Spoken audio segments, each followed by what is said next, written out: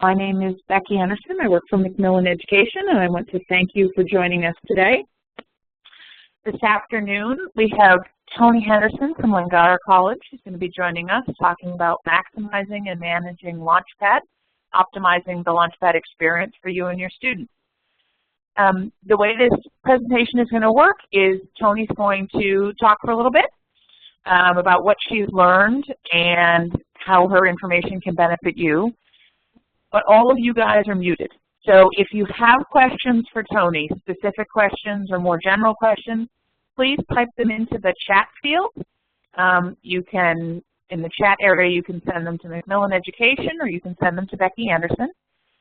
When Tony is done talking, we will read those questions out loud so everyone can hear the question and everyone can hear Tony's answer. So with that, I think, Tony, are you ready to go? I'm ready to go. All right, we will pass the power to you, and you can just use the numbers at the top to navigate. Okay. All right, I'll go into share my desktop here, and I can begin. So hello, everyone. I'll just move into my LaunchPad, my There we go. PowerPoint presentation here. Okay, good. So today I want to highlight some of the great features of LaunchPad, but more importantly, I want you to hear that from the perspective of someone like yourselves.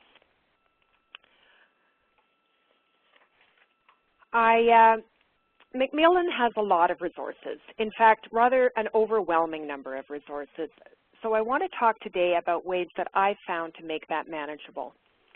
I'm going to emphasize what I call the small bite approach, taking this in manageable portions and building slowly.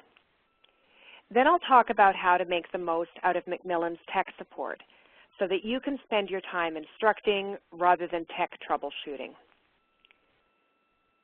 Then in a walk around LaunchPad and resources, I'll take you into a LaunchPad psychology course and highlight some of my favorite features. We all know how frustrating technology can be for both you and for your students.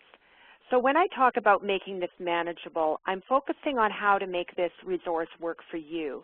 But the upside about that is that in doing so, you also maximize LaunchPad's potential for your students.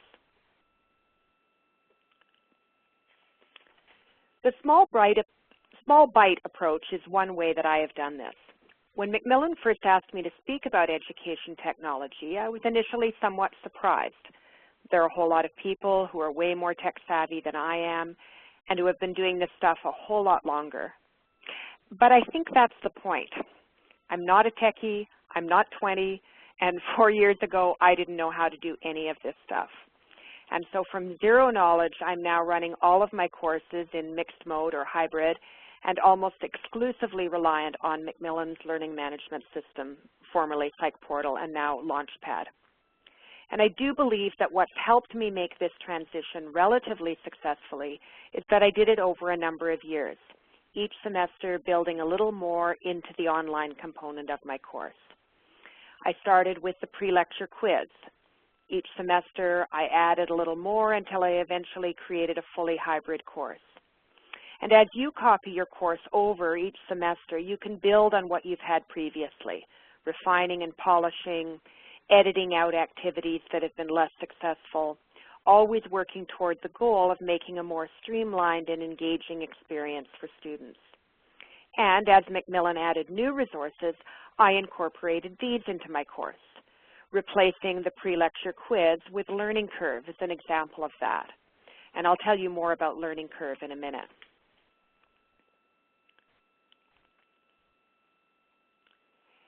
Another way to make this manageable, again for you and your students, is making use of tech support.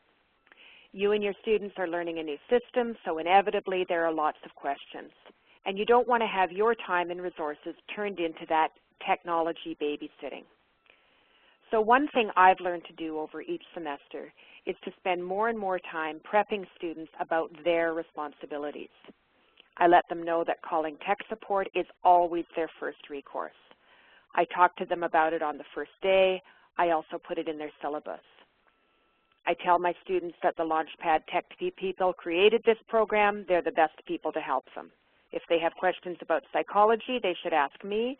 If they have questions about technology, they need to ask the tech people. And I also instruct them that on the rare occasions that they do have to contact me about a LaunchPad issue, that they need to put the tech support ticket number in their email subject header. Without this information, I simply fire the email right back to them. I've included some excerpts from my syllabus in an appendix at the end of these PowerPoints, so do feel free to lift whatever is useful to you. I also don't hesitate to use the tech resource myself. I don't mess around getting frustrated with something. I call tech support, I put my phone on speaker, I put it down, I continue doing other work. The wait is usually pretty short, and then I talk out my question with the tech people. I also use the help function on LaunchPad. When we go into the LaunchPad course, I'll show you where that is. Most help manuals usually make sense after you've solved the problem, but this one actually makes sense before. And I've also made great use of Macmillan's training, and I would highly recommend looking into what is available for you at your campus.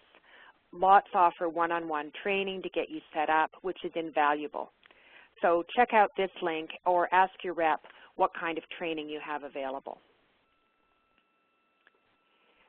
Now I want to take you into LaunchPad. I'm going to use a new course here because I want this course to look pretty much like yours. I've done quite a bit of customizing in my own course, which is also possible further down the road. But remember, small bites.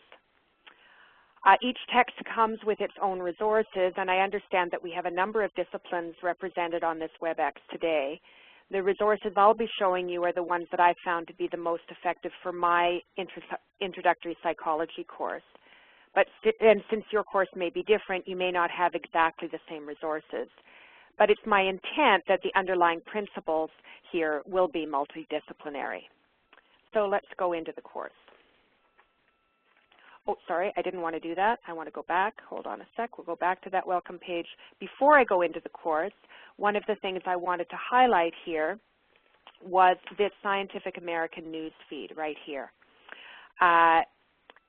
This is a fabulous resource, and I use it often. There are articles that range in length from about half a page to 3 or 4 pages. They're very readable.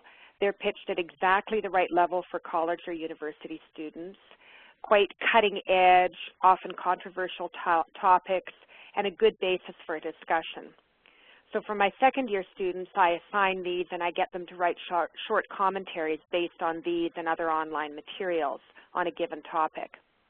I also find they're a great way for me to stay current, much more enjoyable read than slogging through journal articles. So if I want the original work, I have all the relevant info to source it out. And I check these titles on a regular basis and archive anything I think I might want to read. Because it is a feed, the articles change, so they don't stay there forever. Okay, now let's enter the course. This course is currently not activated because it's my demo course. If I did want to activate it, I simply click this right here, put in the relevant information about my course section, school, etc., and activate. If I'm setting up a course, I don't want to do that until I feel like it's more or less ready for students to see. I don't have to have the whole thing ready for students to see because I can make things invisible to students, but I want it pretty much ready to go before I do that.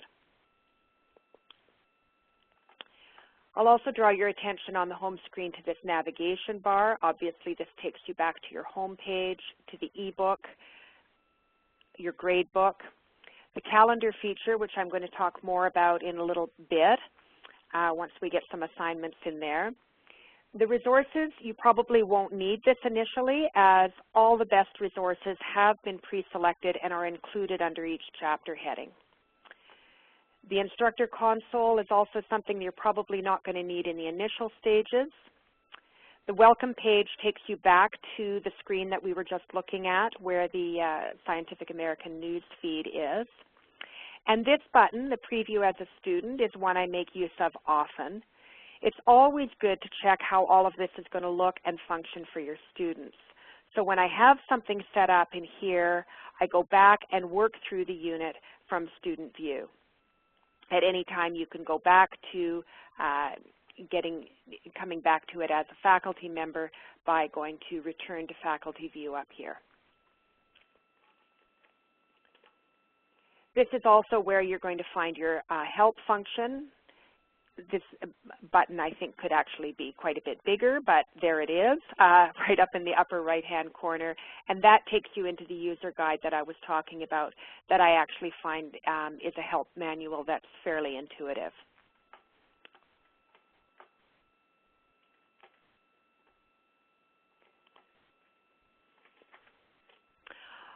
So I want to go now into one of these units and take you through some of these activities.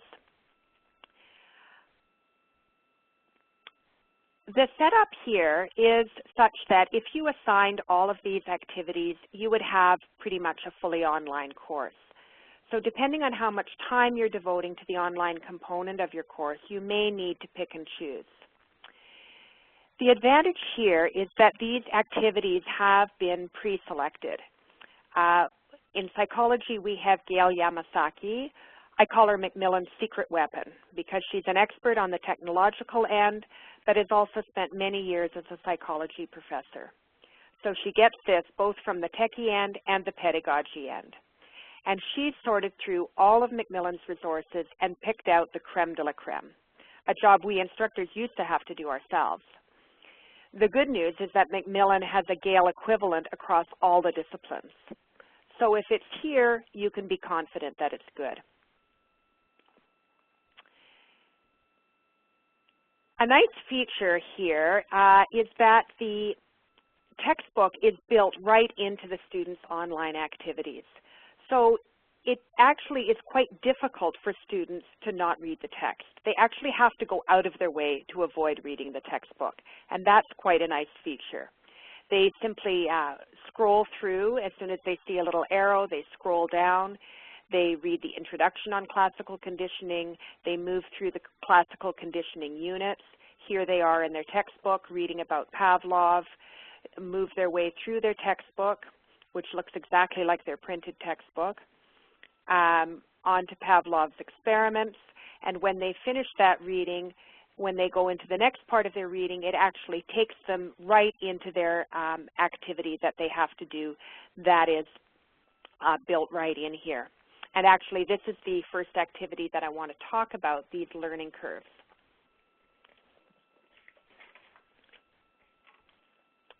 On the PowerPoint presentation that you can have a copy of, I've outlined each of these resources that I'm going to talk about here with a little brief overview of what each one of them is about.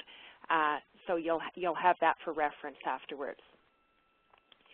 In the learning curve activity here, if I were teaching a face-to-face course and could only include a limited number of online activities, I would choose Learning Curve. Before Learning Curve was available, I used to assign the pre-lecture quiz. And what I loved about that activity was that I could have students complete the quiz before class, which meant that they had read the chapter, or at least cracked open the text before they came to class. What a concept. It totally raises the bar on the pitch of your lecture if the students have at least seen some of this material ahead of time. Learning Curve does all of that, but it's way more fun than the pre-lecture quiz. It's set up like a game, so students actually like doing it. We can go into preview activity as a student here and see some of these sample questions. The target is for them to move all their little bars across the bottom and reach the end of these bars, and each question is worth a number of bars. You can see here that I already have 3 bars because I was playing around in here a little bit earlier. The game is, it's also set up to prompt students as to how to play it, so as they go along there's no real task in trying to figure out how it works. The questions get harder as the students progress through the activity, and they get more bars for harder questions. They call it adaptive quizzing because if students are getting the right answers to harder questions, they'll get harder ones still. If they're not getting the right answers, they'll get fewer questions, easier questions that are worth fewer bars. So the nice part about this is the students who know the material won't be penalized by having to drag through an activity that takes forever. They'll be able to breeze right through. The student who doesn't know the material has to spend more time. Another nice feature here is that at any point they can go up to this little textbook icon and it takes them directly to the part of the textbook where they can answer the question. They can look up the answer, go back to their activity, and they're not penalized by losing any bars by trying to find that hint. The learning curve description says that in learning curve, the emphasis is on the journey, not the destination. And I really like that idea because if they complete the activity, they get 100%. If they don't complete it by the cutoff date that you've set, they get 0. We have some other resources. Mark Lamakis has been an expert with Learning Curve, and he's given a few Faculty Lounge talks that are worth investigating if you want to learn more about it. I'll go back to our home page. So supposing that I want to assign that now, I like that Learning Curve activity, I like that idea, I simply go to Assign. I can choose my date. I'm going to make that for tomorrow. The default time is always set at 11:59. Notice it's not 12 p.m. or 12 a.m. because students tend to get that mixed up. So it's better to set it at 11:59. If you want to choose a different time, you simply click on it and you can choose whatever time you want. The points available are here, and that's completely up to you. You can change that if you want or leave it as 5 points. And you can also choose your category here. This refers to how it's going to be organized in your grade book. So if I'm only going to assign learning curves, I may decide to create a new category and just call that learning curves. Or perhaps I'm going to assign it by unit. So I might, again, create a new category and call this Chapter 7 or Lesson Module 7, or however I want it to organize, how I want that to appear in my grade book. And once that category name is in there, the next time you go to assign another activity, that will also be an option that will be in this scroll down menu. So let's assign this activity. At the moment, we're just calling it uncategorized. The next one I want to talk to you about is concepts in action. And I think I have one of those under operant conditioning. And yes, so these concepts in action, let's go to this one. These generally take about 3 to 6 minutes. They're brief, interactive tutorials that really bring key concepts from the text to life and always end with a short quiz. They're great. Students can really get a handle on a concept, and again, it builds in that quizzing for learning rather than quizzing for evaluation. I love these. I assign lots of them. This one on shaping a pigeon is actually one of my favorites. It begins with giving me a little bit of an explanation about shaping, about Skinner, and then students actually work through and teach this pigeon how to go around in a circle. So they get instructions here. The first step is actually pressing this little reinforcer button and teaching the pigeon that when he hears the sound of that pellet falling down, he's going to get a pellet. And so we do that a few times until my pigeon is really quite convinced that that's going to be the case. Then I can move to step 2. Again, I get some instructions here that tells me I'm not supposed to reinforce my pigeon until he makes a quarter turn. So I'm waiting for that big moment. Oh, no, okay, there he got a quarter turn and he got reinforced. And so I keep on doing that. Oops, I missed that one. There we go. Oh, no, I missed that one. Okay, there we go. He gets a pellet. And again, and similarly, I move on to step 3, where now I have to make sure that he, in my instructions here, he's only going to get a reward if he makes a full circle. Oh, there it is, and I give him a reward. At any point, students can go into explain, and they hear a little bit more about and can read a little bit more about what is involved in this shaping process. And finally, they move into testing their understanding. This one only has one question, but it's asking them whether which one of these behaviors would be the most likely kind of behavior we would have to shape: a dog barking, a hen pecking, a cat batting a mouse, or an elephant sitting upright. Well, I think I'm going to go for the elephant sitting upright because that is not usually a behavior that I would spontaneously see. I'm going to check my answer. I get a satisfactory little ding to tell me that I've completed the activity and it's correct. Well, I could lecture and tell students that shaping is rewarding closer and closer approximations of the desired behavior, but quite frankly, I don't think that's going to work as well as them taking 3 minutes and learning how to shape their own pigeon. All of these are quite different, so they don't get boring. They're all set up quite differently, and some of them have video clips in them, but there's always an interactive component where the students get to kind of play with the material. Again, if I wanted to assign that, I would simply go into my concepts and action shaping a response. I'd go to assign. I'd pick my date, my time. I'm going to make that worth fewer points. I made my learning curve worth 5 points. That takes quite a bit longer than this activity, so I'm only going to make that worth 2 points, and I'm going to assign it.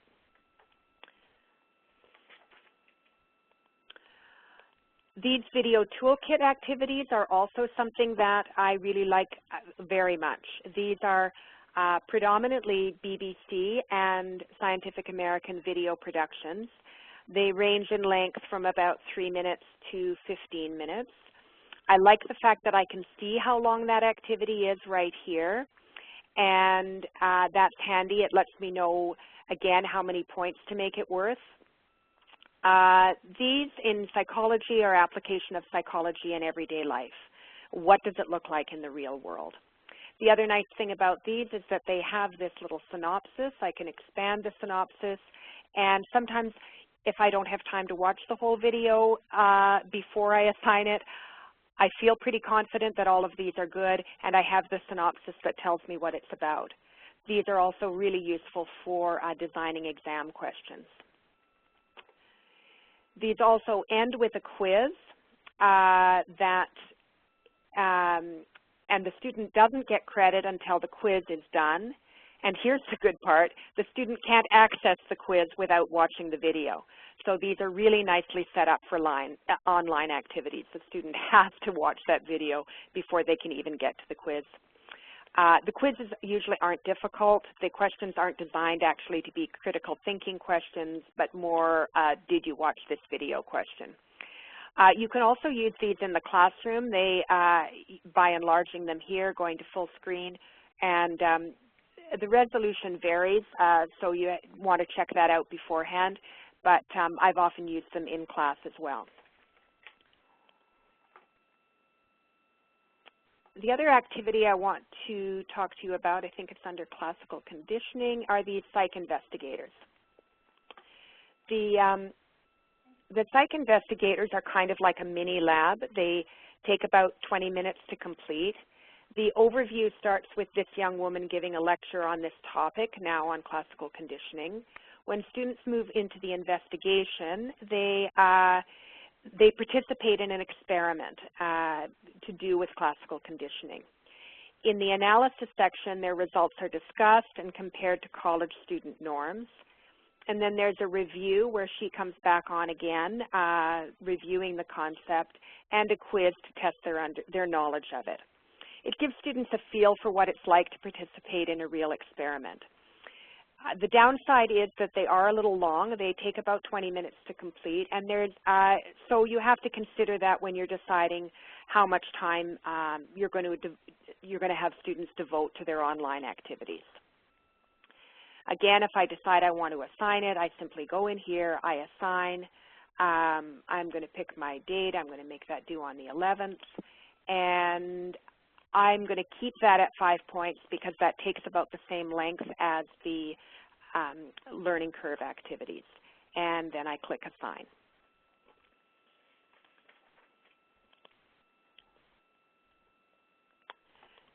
The other resource I want to talk about are these summative quizzes. And these take about 7 to 10 minutes. They're different than the learning curve. This is much more a traditional quizzing for evaluation rather than a quizzing for learning. But it's very good to finish off a unit so students can see where they are. It's also one of the few activities that will actually give you some variability in student scores. And I'll say a word here about how much I make all of these activities worth in terms of their total grade. The difficulty is that with most of these activities, if students complete the activity, they get 100%. And that can really inflate your distribution if you make the online portion of your course too weighty. So I've found over the years that about 10 to 15% of their total grade for all of their online activities is about right for my courses. It doesn't seem like a lot, but it is enough to make them do it, but not so much that it distorts my distribution.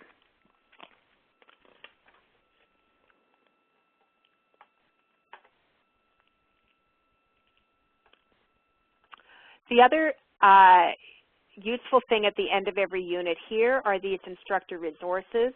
And so this is where you're going to find any of your instructional resources in terms of things to include in your class, clicker questions, your lecture slides. I also make use of these video resources, which are different than the video toolkit ones and ones that students haven't seen before. I don't assign these because they don't come with that built-in quiz at the end, but some of these are very good for showing in class. I can access them right here, and they all go to a larger size so I can show them in the lecture hall.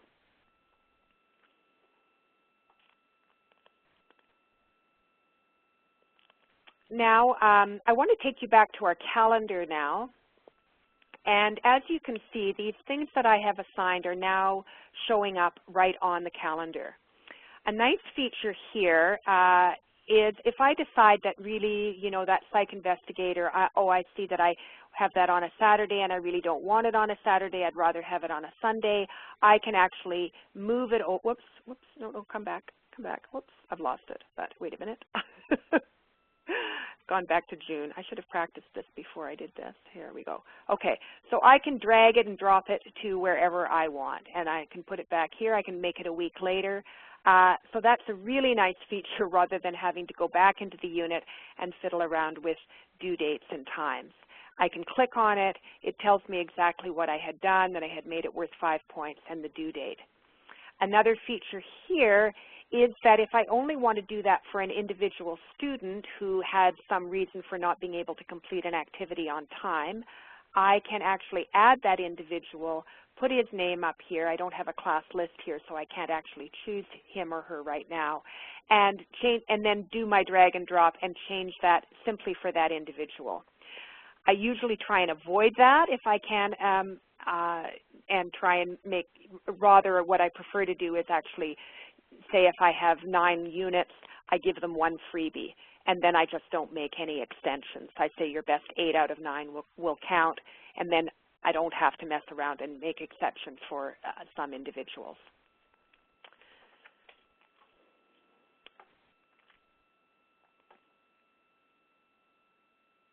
Okay. Okay, so I'll go back here now. So as you see, I've given you a little synopsis on all of these, so you'll have that for your resources.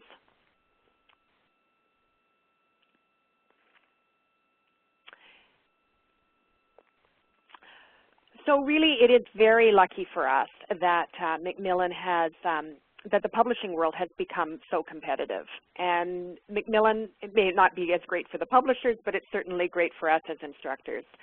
Macmillan has really gone out of their way to seduce us with all these resources. And for me, I have to say, it's working. Technology is clearly and absolutely changing our traditional classroom. My students want to be online. They want the flexibility of being able to work anywhere, as do I.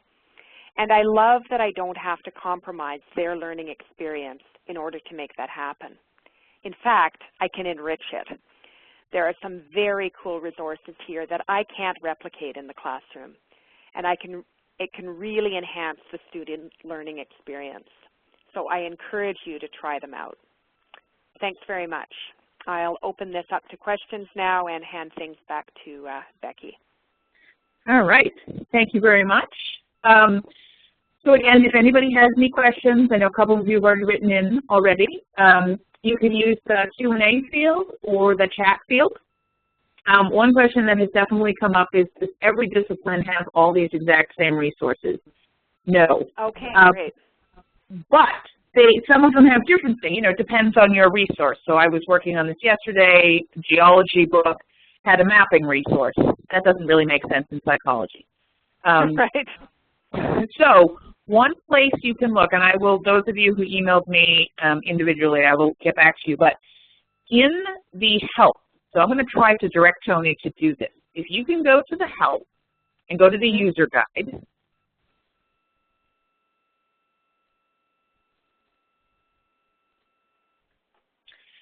and on the left-hand side, you see there are topics there. They're kind of hard to see because it's small right now. But if you scroll down that list of topics, so scroll down your whole page, you will see, keep going down, okay, you can pause. There's all those. What's in your LaunchPad biochemistry? What's in your LaunchPad economics? What's in your LaunchPad genetics? There's one for most of the courses. We're actually working on some additional ones, and it actually explains the resources that are in your courses. So what is the Google Mapping tool? What are learning curve activities? What is a summative quiz? So that's a great place to look for your individual and products. That said, those of you who asked individual questions, I'll get back to you. So we have another question here. What would you suggest that you say to students when they get frustrated with the technology? When they get frustrated with the technology, I feel pretty confident in our technical support, and so I really encourage them to try and work that out with technical support. I also tell them, sometimes students will tell me, I redid that activity, 8 times, and I say, don't do that. Call tech support, and get it worked out. And if there's a problem that I need to address at my end, then tech support will contact me. Sometimes there will be some glitch, and I simply have to go in and change the mark for that student, and I'm happy to do that. But I really try and encourage them not to, to mess around with it and mess around with it. I also tell them that, they need to know, don't sweat the small stuff. If they've got 60 activities over the semester and they're going to be worth 10% of their grade, and they did one activity and they only got 2.5 instead of 3 on that activity, it's worth 0.00001% of their grade. Let it go. So I really do try and educate them about that. I've included on my on these last 3 slides here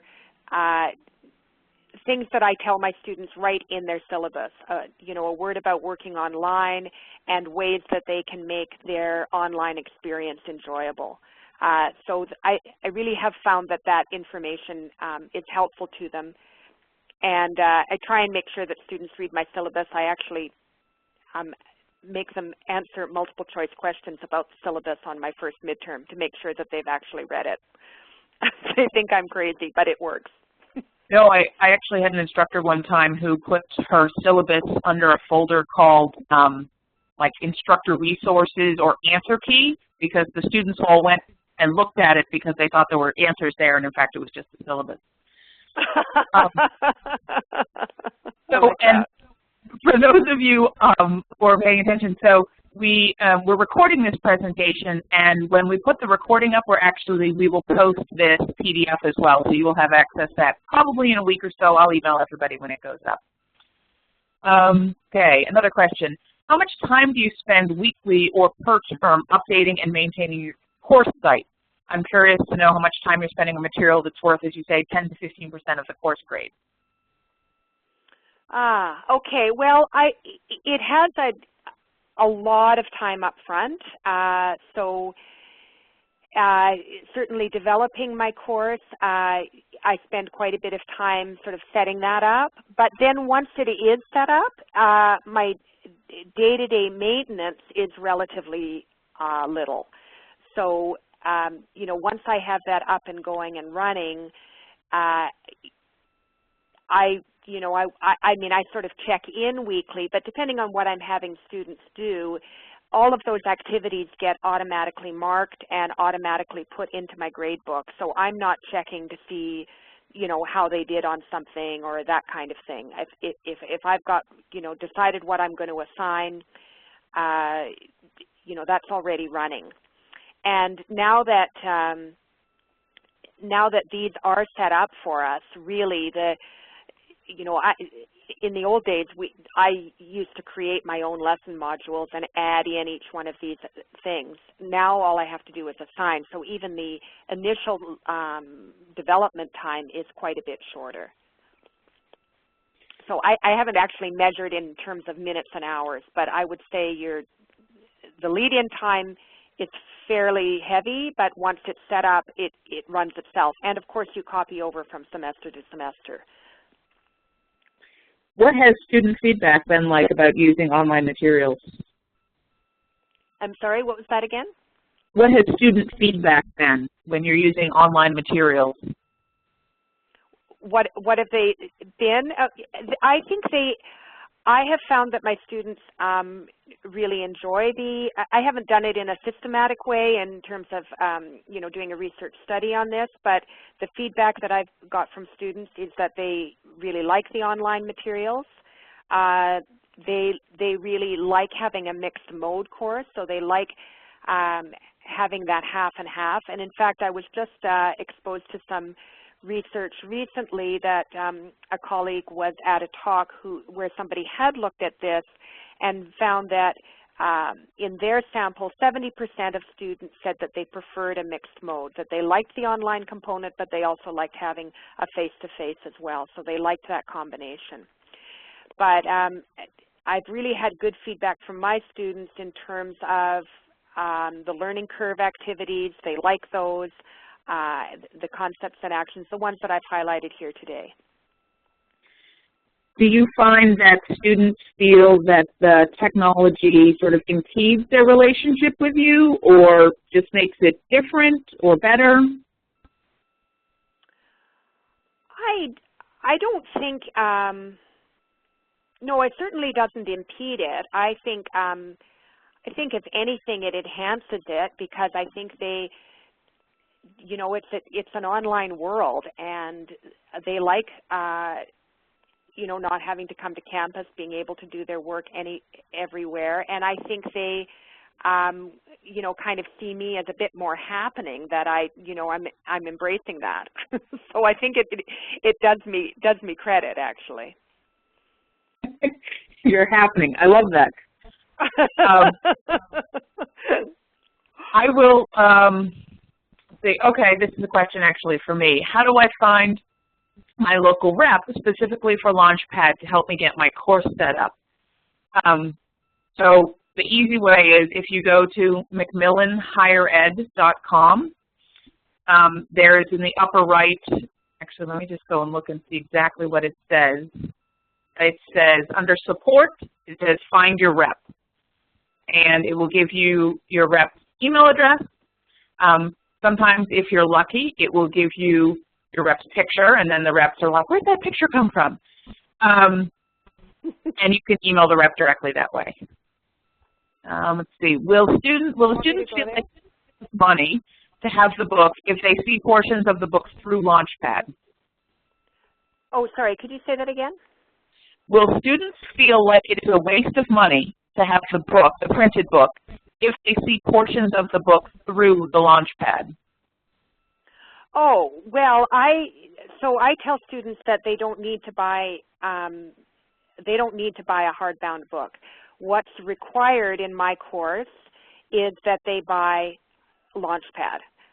Because I teach a mixed mode course and their course is here, they have to buy LaunchPad. It comes with an ebook, or the full ebook is also integrated into each of their learning modules. So they can read the ebook here, or they can read the ebook separately. They don't need to have a hardbound book in addition to that. If they like to have the printed page, then they can go ahead and do that and spend more money, but they don't need to. So I always put that as either the loose leaf or the hardbound is optional and LaunchPad is mandatory. But that will give them everything they need.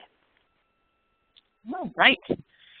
I will give people another minute or two if anybody has any additional questions. But for the moment, Tony, thank you very much for doing this. I know you had to call in from Canada. This is very exciting for us. We can now say this is an international event. Yeah.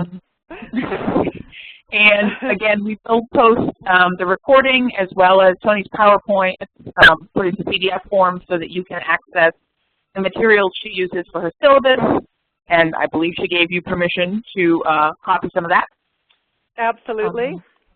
And we'll get you all that information probably in the next week or so, as I said. If you have other questions, definitely you can talk to your rep. I think you guys got my email address in the invitation, but it's becky.anderson@macmillan.com if you have questions for me. And Tony, thank you very much for your time today. Okay, thank you, Becky. And thank you, everyone. Have a nice afternoon, everyone. Bye-bye. All right, bye-bye.